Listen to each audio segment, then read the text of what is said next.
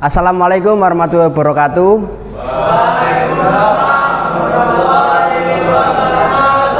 Sebelumnya berdiri saya di sini, saya akan menjelaskan 4 norma yang saya ketahui dari materi regulasi kendaraan bermotor.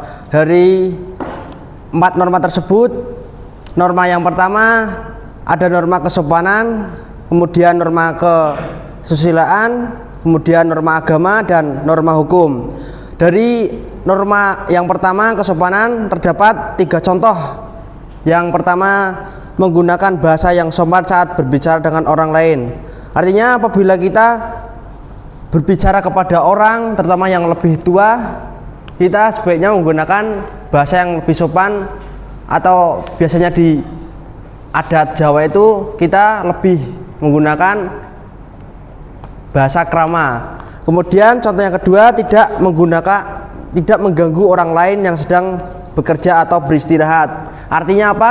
Apabila kita ada di waktu yang menentukan bahwasanya waktu itu biasanya pada orang bekerja atau istirahat, misalnya saja pada malam hari, itu menunjukkan waktu di mana orang-orang pada warga sekitar itu sedang beristirahat. Kita tidak mengganggu, seperti halnya kita menggeberkan knalpot brong, kemudian mengeraskan musik dan sebagainya. Kemudian contoh ketiga, tidak menyerobot artian. Artinya apa? Apabila kita berada di suatu antrian dimanapun itu, minimarket, bank dan sebagainya, kita tidak boleh menyerobot antrian tersebut. Karena apa? Bebek saja bisa baris, masa kita tidak bisa baris? Kemudian di norma kesusilaan ada 3 contoh. Yang pertama, tidak melakukan penghinaan kepada orang lain. Bahwasanya kita sebagai manusia sosial tidak pantas apabila kita melakukan penghinaan kepada orang lain. Karena apa? Karena kita sama-sama makan nasi. Tidak ada hakikatnya, semisal kita tidak ada perbedaan antara hak, norma dan sebagainya. Yang kemudian menghormati privasi orang lain.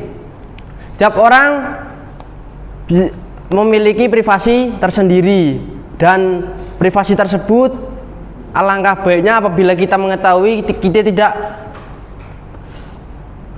mengajurkan kepada orang lain, karena privasi adalah mahkota orang tersebut. Yang kemudian menghormati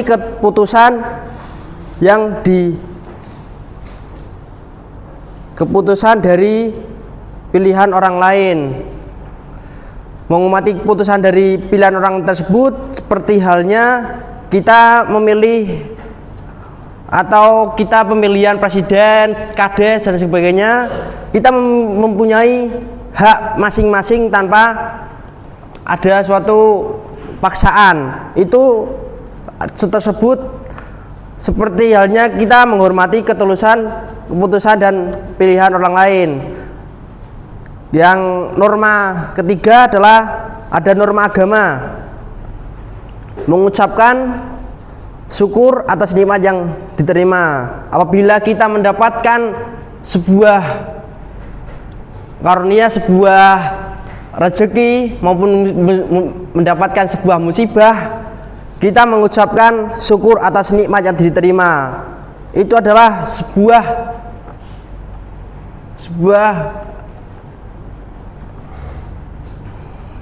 contoh sebagai norma mengucapkan syukur atas nikmat yang diterima. Kemudian menghormati hari-hari besar agama. Mungkin dari sebagian agama-agama yang ada di Indonesia ini memiliki hari-hari besar tersendiri. Seperti halnya contoh Islam memiliki hari besar yaitu Idul Fitri. Kemudian Kristen, Hindu dan sebagainya memiliki hari-hari besar tersendiri. Untuk menghormati hari-hari tersebut, apabila kita pada waktu hari-hari besar tersebut kita tidak mengganggu atau mengusik, lebih baiknya kita menghormati hari-hari besar tersebut. Yang ketiga, melaksanakan ibadah sesuai dengan agama masing-masing. Dengan konteks tersebut kita sebagai negara, sebagai warga Indonesia, kita memiliki hak masing-masing, yaitu dengan agama yang masing-masing. Dengan melaksanakan ibadah sesuai dengan agama masing-masing, kita sudah termasuk mencerminkan nilai Pancasila. Seperti halnya sila pertama itu ketuhanan yang Maha Esa. Kemudian norma yang terakhir adalah ada norma hukum yang tidak melakukan pencemaran nama baik. Seperti halnya apabila kita, contohnya saja, apabila kita dihina, itu termasuk melakukan pencemaran nama baik. Dan kemudian ada lagi kita dituding, kita difitnah, itu termasuk melakukan pencemaran nama baik dan bisa dituntut ke hukum. Yang kemudian mematuhi aturan lalu lintas dan keselamatan.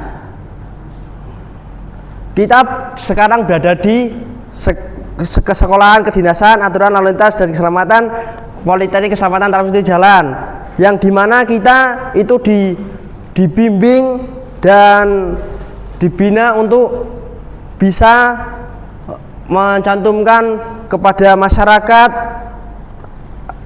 mengenai keselamatan dan aturan lalu lintas. Karena apabila semua orang di Indonesia ini tidak mengikuti aturan lalu lintas dan keselamatan, maka di Indonesia ini akan seperti yang ada di India sana, yang dimana klakson-klakson tidak karuan, kemudian di mana-mana tidak menggunakan helm, knalpot brong di mana-mana. Itu apabila Indonesia tidak dilandasi dengan aturan lalu lintas dan keselamatan. Kemudian yang terakhir, tidak menggelapkan uang negara. Banyak kasus-kasus di luar sana yang dimana para koruptor itu menggelapkan uang negara, yang dimana biasanya ada pungutan, kemudian dia dimakan sendiri. Seperti kemarin kasus Pertamina yang merugikan negara berapa triliun, itu adalah contoh yang menggelapkan uang negara. Mungkin cukup sekian 4 norma yang saya ketahui ini. Apabila ada salah katanya, itu datanya dari saya sendiri. Wassalamualaikum warahmatullahi wabarakatuh.